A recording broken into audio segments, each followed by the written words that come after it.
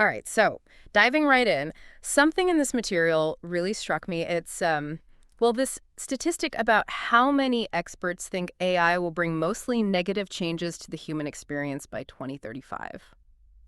It's a lot, like almost half, 48%. Hmm.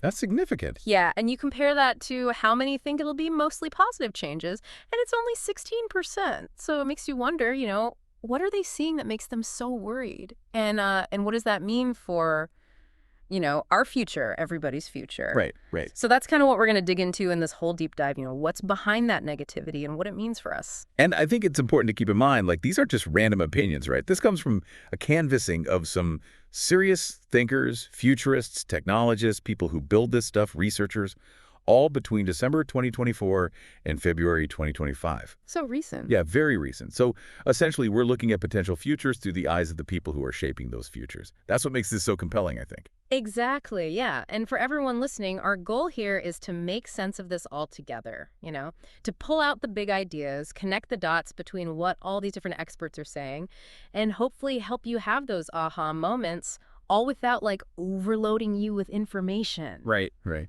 Yeah, think of us as your guides through this pretty complex landscape. I like that. Okay. So one thing that jumps out from these sources is this idea of boundaries blurring, like all sorts of boundaries just getting less and less clear. Yeah, and the variety of boundaries is what's so interesting. Jerry Michalski, for example, he talked about how unsettling it is that we're losing the distinction between reality and fiction. I mean, think about deepfakes. That's already happening. Right. It's like what's real anymore. Yeah, exactly. And then he goes on to talk about the lines blurring between human intelligence and artificial intelligence, between things humans create and things AI creates. So that whole question of what is human is kind of up for grabs. It seems that way, yeah. Yeah. And there are more boundaries he mentions, like between a highly skilled professional and someone using technology to boost their skills. Hmm. And even between what we think we know and this, like, massive collective knowledge that's driven by algorithms. You have to wonder how much that's already changing how we experience the world day to day, without even realizing it. Absolutely. It's happening on multiple levels. And that blurring, it leads to some really interesting, maybe even uncomfortable questions about our core concepts. Like Juan Ortiz Freuler, he really delves into how this impacts identity, autonomy, even responsibility, with all this predictive modeling going on. Right, like when algorithms are making more and more decisions, loans, medical diagnoses, all that, it's easy to feel like the individual, with all their complexity, just becomes another data point. Exactly. Have you ever had that experience where you're dealing with some automated system and it just feels like it doesn't get you, like it's missing the nuances of your situation? Oh, all the time. Right. So if you connect this to the bigger picture, there's Jerome C. Glenn, and he presents these two stark possibilities for the future of artificial general intelligence. AGI for short. So AGI, just to clarify, we're talking about AI reaching human-level general intelligence across a bunch of different tasks. Right, not just specialized AI, but AI that can think like a human in all sorts of ways. Exactly.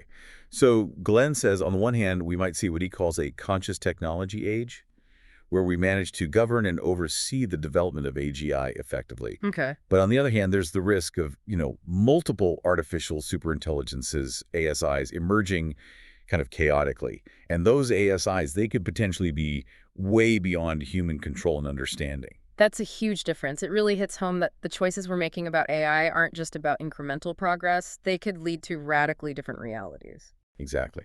And then you've got Dave Edwards. He takes this idea of transformation even further. He predicts that by 2035, the very nature of human experience will be different because of our integration with synthetic systems that can actually create meaning and understanding. So it's not just AI as a tool, it's more like a cognitive partner, shaping how we think and solve problems and even how we're creative. Yeah, pretty mind-blowing to think about. It is.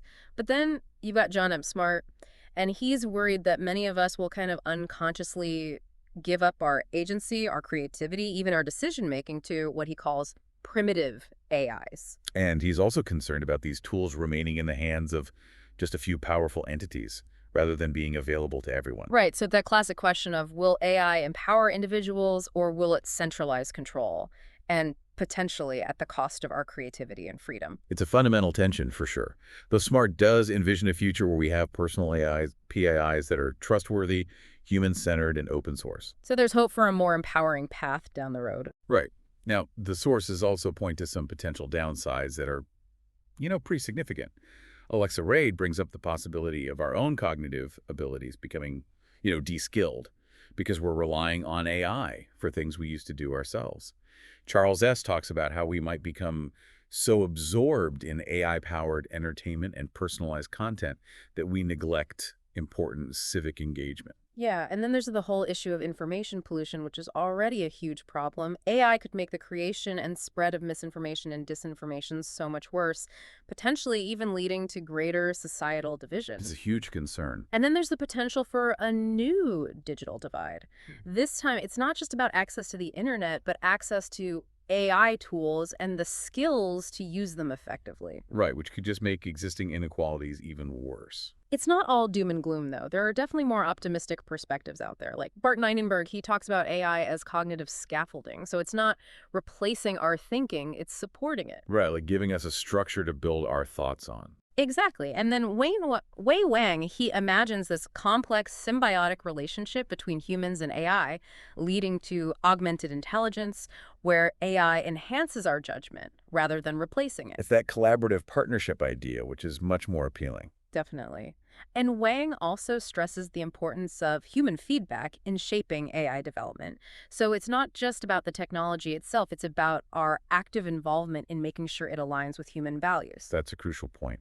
Yeah. Now, let's dig into how these experts see AI impacting some of the most fundamental parts of being human, starting with confidence, our confidence in our own abilities. So remember that statistic we talked about at the beginning, the one about how many experts think AI will have a negative impact on our self-confidence? Well, it's significant 48%, and only 16% think it'll have a positive effect. Wow. Yeah.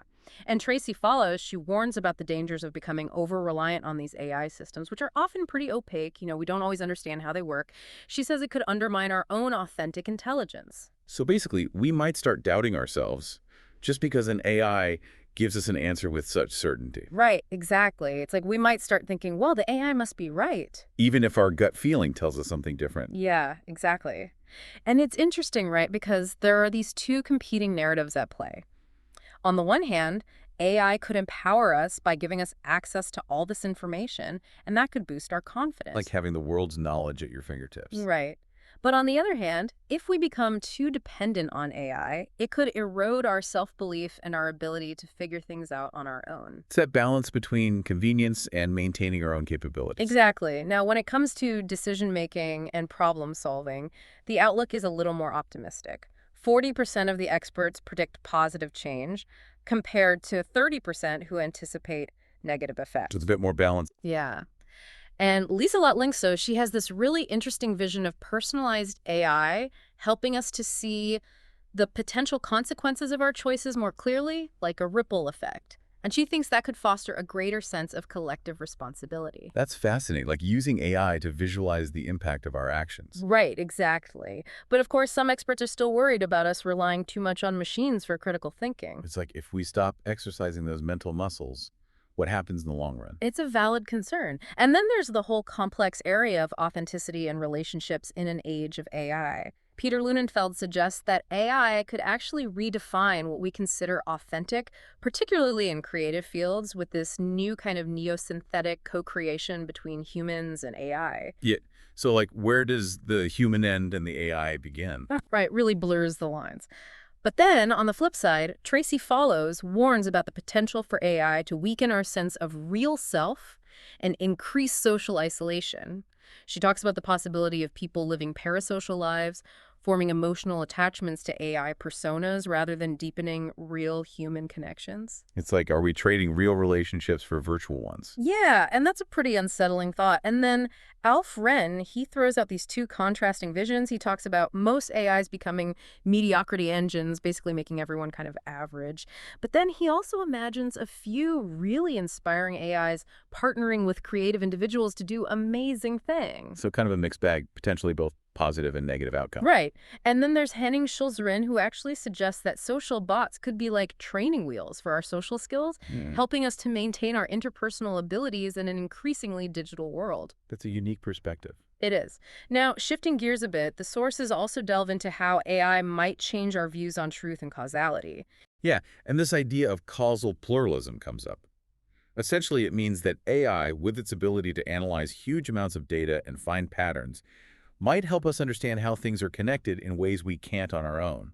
So instead of just seeing A leading to B, AI might reveal this complex web where A, C, and D all interact to influence B in subtle ways. Okay, so like a more nuanced, multi-layered understanding of how things work. Exactly. It's like diagnosing a complex illness where there are multiple contributing factors, not just one single cause. But then there are experts like Tracy Follows and G. Comomazone who worry that if every fact becomes relativized, it could erode our ability to make moral judgments. Right. Like if there's no longer a shared understanding of truth, how do we decide what's right and wrong as a society? That's a huge question. And this ties into the discussion about how AI could lead to a fundamental reshaping of our economic and political systems. Right. So Juan Ortiz Freuler, he brings up some really profound questions about how AI could challenge our definitions of legal personhood, self-determination, and collective governance.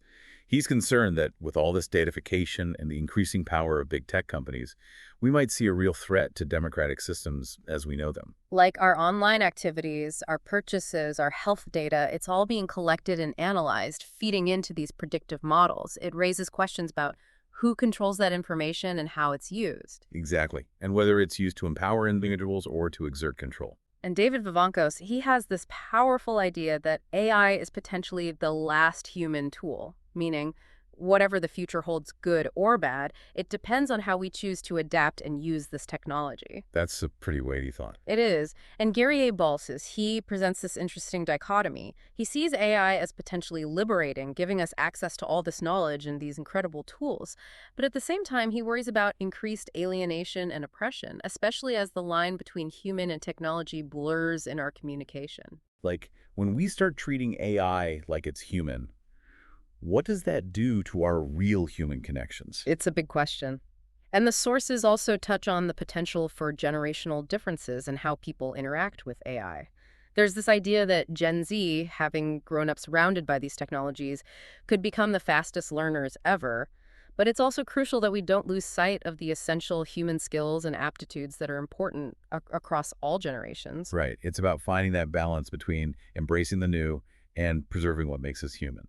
And Marina Cortez, she paints a pretty concerning picture of a future where government and big tech merge, with AI controlling information and a new kind of economic elite emerging. Like a new aristocracy, Hmm. where human potential itself becomes a commodity. Yeah, and she talks about the potential for massive wealth transfer and traditional jobs becoming obsolete. It's almost like the Industrial Revolution on fast forward. It's a pretty stark warning about the concentration of power and economic inequality. And speaking of losing control, Louis B. Rosenberg raises a really crucial concern about the manipulative capabilities of conversational AIs. He talks about how these systems can access our personal data, probe our beliefs and vulnerabilities through conversation, and then adjust their tactics in real time to persuade us to do things that might not be in our best interests. It's pretty unsettling to think about. It is, and it really highlights the importance of developing our critical thinking skills and being aware of how these systems are influencing us. Absolutely. And Gardner Campbell, he stresses the need for us to become highly adaptable, self-directed learners in a world that's constantly changing, volatile, uncertain, complex, ambiguous. The ability to figure things out on our own is more crucial than ever. We have to be able to embrace the unexpected and adapt to new situations. That's going to be a key skill for the future. Definitely. And then George Siemens, he offers a somewhat sobering perspective on the current state of AI, particularly large language models. He suggests that they may have already peaked in terms of their raw processing power, and that they're still prone to errors that are really hard to fix. So even though these systems seem super advanced, they're still fundamentally flawed in certain ways. And as we become more reliant on them, those flaws could lead to a lot of frustration and impatience. Yeah, exactly. And Siemens also points out that many of the people developing these AI systems may not have a deep understanding of human life and interaction. And when you combine that with the fact that a handful of companies control the most powerful AI platforms, there's a real risk that these technologies will be developed and deployed in ways that prioritize profit over human well-being. So it's not just about the technology itself, it's about the values and motivations of the people behind it. Exactly. And then Al Fren, he gives us these two contrasting visions of the future. On the one hand, he sees the possibility of a mediocrity engine where AI kind of levels everyone out, making everyone average. Like a flattening of human potential. Yeah. But then he also imagines the octopus representing these super powerful corporations that basically monetize every aspect of human life. Like two very different but equally unsettling scenarios. They are. And finally, Richard Reisman, he concludes with this stark choice between a descent into a socio-technical dystopia and a future of universal enlightenment. He says the path we take depends on the choices we make as a society and on the development of open, accessible technology. He also stresses the need for self-governance and for creating ways to mediate the impact of these technologies on our lives. So it's not just about the technology itself, it's about how we choose to use it and how we govern it. Absolutely. So after all that, what are some of the key takeaways for you, the listener? For me, the biggest thing is this tension between the amazing potential of AI to help us and the very real danger of it undermining our agency and our critical thinking skills. And then there are those contrasting visions of the future utopia versus dystopia. It really highlights the uncertainty we're facing and the importance of the choices we're making right now. I completely agree. And maybe a final thought to leave you with, given all the concerns about AI potentially eroding our critical thinking abilities, what can you do in your own life to make sure you stay sharp, that you remain an active and discerning thinker in a world that's increasingly driven by algorithms? It's a great question to ponder. It is. And remember, this deep dive is just the beginning. Keep exploring these ideas, keep learning, and keep engaging in thoughtful conversations about how these technologies are shaping our lives and our future. Because understanding these trends is the first step towards navigating them in a way that empowers you. Couldn't have said it better myself.